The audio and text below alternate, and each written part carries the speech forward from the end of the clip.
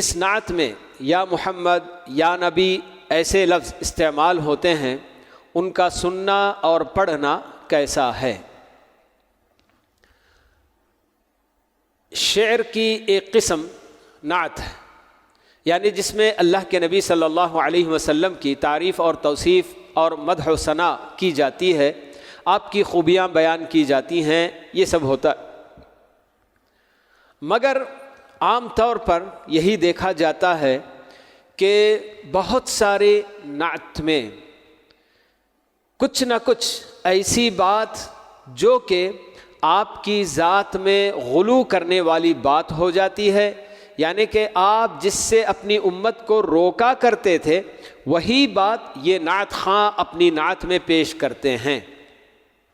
اور دوسری طرف جیسے کہ بہت سارے نعت میں یا رسول اللہ یا نبی اللہ کہہ کر آپ سے کسی طرح کی کوئی درخواست کی جاتی ہے، دعا بھی مانگی جاتی ہے، ایسے بھی ہوتا ہے۔ یہ تو عین شرک ہو گیا۔ اللہ کے نبی صلی اللہ علیہ وسلم کی وفات کے بعد جی آپ کو مخاطب کر کے کسی چیز کے لیے مانگنا، دعا کرنا، یہ عین شرک ہے۔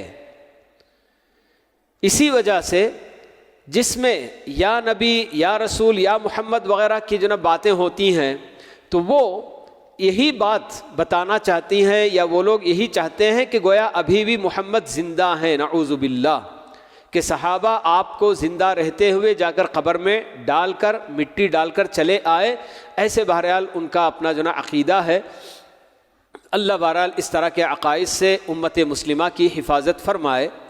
تو یہ ایسے کلمات ہیں کہ ان کی وجہ سے عقائد میں بگاڑ پیدا ہوتا ہے، تو اس لیے اس طرح کی نعتیں سننا، پڑھنا، ان سب کی آدمی کو جو ہے اس سے اجتناب کرنا چاہیے اور اس سے دور رہنا چاہیے۔